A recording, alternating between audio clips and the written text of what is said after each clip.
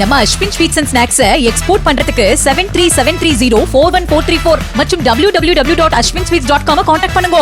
தமிழ்நாட்டில் இருக்கிற கோடிக்கணக்கான மக்கள்ல ஏதோ ஒரு மூலையில நானும் இருக்கேன். இப்போ எனக்கு கொலை மிரட்டல் பயந்து ஓடிட்டு இருக்கேன். சாக போற நான் என்ன வேணாலும் பேச முடியும், பேசலாம். எப்படியும் கொண்டுருவாங்க அப்படின்னு தெரியும், பேசலாம்.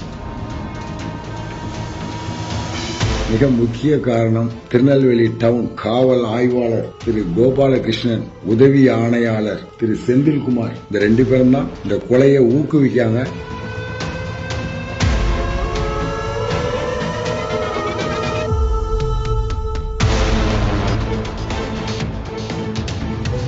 தமிழக முதல்வர் அவர்களுக்கு வணக்கம். தமிழ்நாட்டில் இருக்கிற கோடிக்கணக்கான மக்களில் ஏதோ ஒரு மூலையில் நான் இருக்கிறேன். மரணிக்கின்ற நேரத்தில் நன்மையான காரியங்களை செய்து வருகிறேன். எனக்கு கொலை மிரட்டல். 30க்கும் மேற்பட்ட கும்பல் கொலை செய்ய சுற்றி கொண்டிருக்கிறார்கள். பயந்து ஓடிக்கொண்டிருக்கிறேன். முக்கியமான நபர் தௌஃபிக். இந்த கொலை மிரட்டலுக்கு முக்கிய காரணம் நெல்லை டவுன் இன்ஸ்பெக்டர் கோபாலகிருஷ்ணன், உதவி கமிஷனர் செந்தில்குமார்.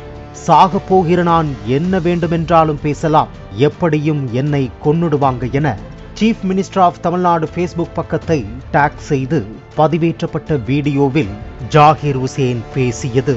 தமிழ்நாட்டில் இருக்கிற கோடிக்கணக்கான மக்கள்ல ஏதோ ஒரு மூலையில நானும் இருக்கேன். என் மேல கொலை மிரட்டல். ஒருத்தர் 2 பேர் இல்ல, ஒரு கூட்டு கும்பலே சேர்ந்து ஒரு 20-30 பேர் சேர்ந்துட்டு கொலை பண்ணணும்னு சொல்லிட்டு சுத்திட்டு இருக்கிறாங்க.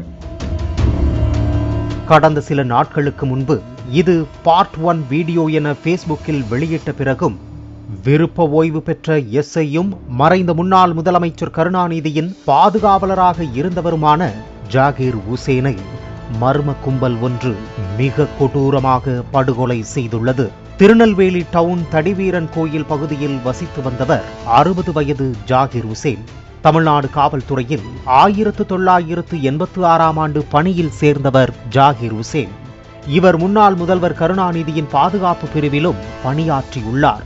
எஸ்ஐ வரை பதவி உயர்வு பெற்ற இவர் கடந்த 2009ஆம் ஆண்டு விருப்ப ஓய்வு பெற்றுள்ளார்.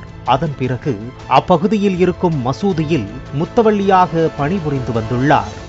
இவருக்கும் அருகாமையில் வசிக்கும் மற்றொருவருக்கும் நிலத்தகராறு இருந்ததாகவும் இதனால் இருவருக்கும் இடையே முன்விரோதம் இருந்து வந்ததாகவும் கூறப்படுகிறது. ஒரு இடத்துக்கு புரோக்கரா வந்தவர் இன்னைக்கு அந்த இடத்துக்கு ஓனருடைய பொண்ணை, அந்த இடத்துக்கு பாத்தியப்பட்டவங்க அந்த பொண்ணை வந்து இன்னொரு புருஷன்ட்ட இருந்து விவாகரத்தை வாங்க வச்சு இவர் கல்யாணம் பண்ணிட்டு இருக்காரு. இது வச்ச போட்ட ஃபோர்ஜரி டாக்குமெண்ட்ல அடமானம் வச்சு ஒரு 10 லட்சம் ரூபாய் செக்கு மோசடி வழக்கில் அவருடைய மனைவி நூருநிஷா கைதாகி 5000 ரூபாய் அபராதம் கட்டியிருக்காரு. படுகொலை செய்யப்பட்ட ஜாகிர் ஹுசேன் மீது கடந்த ஜனவரி 4ஆம் தேதி தௌஃபிக் என்கிற கிருஷ்ணமூர்த்தி என்பவர் துணை கமிஷனர் கீதாவிடம் புகார் ஒன்றை கொடுத்துள்ளார். அதில் தன்னை சாதியை சொல்லி ஜாகிர் ஹுசேன் திட்டியதோடு கொலை மிரட்டலும் விடுகிறார் எனவும் குறிப்பிட்டிருந்தார். அதன் பேரில் டவுன் போலீசார் ஜாகிர் ஹுசேன் மீது வழக்கு பதிவு செய்தனர். இந்த வழக்கில் அவர் முன்ஜாமீன் பெற்றதால் அவரை போலீசார் கைது செய்யவில்லை. அதே நேரத்தில் ஜாகிர் ஹுசேனுக்கு தௌஃபிக் என்கிற கிருஷ்ணமூர்த்தி தரப்பிலிருந்து பல வகையில் மிரட்டல்கள் வந்ததாக கூறப்படுகிறது. ஆனால் அது குறித்து டவுன் இன்ஸ்பெக்டர் கோபாலகிருஷ்ணனிடம் புகார் கொடுத்த போது எந்த நடவடிக்கையும் எடுக்கப்படவில்லை என ஜாகிர் ஹுசேனே குற்றம் சாட்டியுள்ளார். இந்த முஸ்லிமான தௌஃபிக் என்ன பண்ணாரு, தாம் பேர் கிருஷ்ணமூர்த்தி அப்படின்னு சொல்லி இந்த சிவில் பிரச்சனையில ஒரு பொய் கம்ப்ளைண்ட் கொடுத்து அந்த கம்ப்ளைண்ட் மூலமா என்னையும் என் மனைவியையும் சேர்த்து PCR வழக்கு போட்டுக்கிறாங்க. இப்போ எனக்கு கொலை மிரட்டல் பயந்து ஓடிட்டு இருக்கேன். சாக போற நான் என்ன வேணாலும் பேச முடியும், பேசலாம். எப்படியும் கொண்டுருவாங்க அப்படின்னு தெரியும், பேசலாம். அதனால்தான் அவர் படுகொலை செய்யப்படுவதற்கு முன்பே வீடியோவை வெளியிட்டுள்ளார். ஆனாலும் திருநெல்வேலி டவுன் காட்சி மண்டபம் கோயில் தெருவில் மசூதி ஒன்றில் காலையில் தொழுகையை முடித்துவிட்டு வெளியே வந்த ஜாகிர் ஹுசேனை மர்ம நபர்கள் கொடூரமாக வெட்டி படுகொலை செய்த சம்பவம் அப்பகுதியில் பரபரப்பை ஏற்படுத்தியது. இதனைத் தொடர்ந்து சம்பவ இடத்திற்கு வந்த திருநெல்வேலி மேற்கு மாவட்ட துணை ஆணையர் கீதா, உதவி ஆணையர் அஜித்குமார், ஜாகிர் ஹுசேனால் குற்றம் சாட்டப்பட்ட டவுன் இன்ஸ்பெக்டர் கோபாலகிருஷ்ணன் உள்ளிட்ட போலீசார் கொலை செய்யப்பட்ட ஜாகிர் ஹுசேனின் உடலை கைப்பற்றி பிரேத பரிசோதனைக்காக திருநெல்வேலி அரசு மருத்துவக் கல்லூரி மருத்துவமனைக்கு அனுப்பி வைத்தனர்.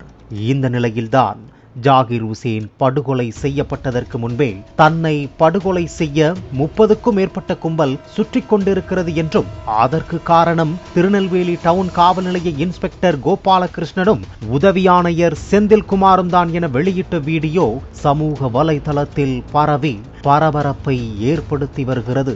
இந்த கொலை மிரட்டலுக்கு மிக முக்கிய காரணம் திருநெல்வேலி டவுன் காவல் ஆய்வாளர் திரு கோபாலகிருஷ்ணன், உதவி ஆணையாளர் திரு செந்தில்குமார், இந்த 2 பேரும் தான் இந்த கொலையை ஊக்குவிக்காங்க. நான் கொடுத்த கம்ப்ளைண்ட் எல்லாத்தையும் ஒண்ணு சேர்க்கிறது அவங்க 2 பேரும் தான் மிக முக்கிய பங்கு. மேலும் இவர் கொடுத்த புகார் மீது நடவடிக்கை எடுக்காமல் கொலையாளிகளை ஊக்குவிப்பது இந்த இன்ஸ்பெக்டரும் ஏசியும் தான் என வீடியோவில் பேசியுள்ளார் ஜாகிர் உசேன்.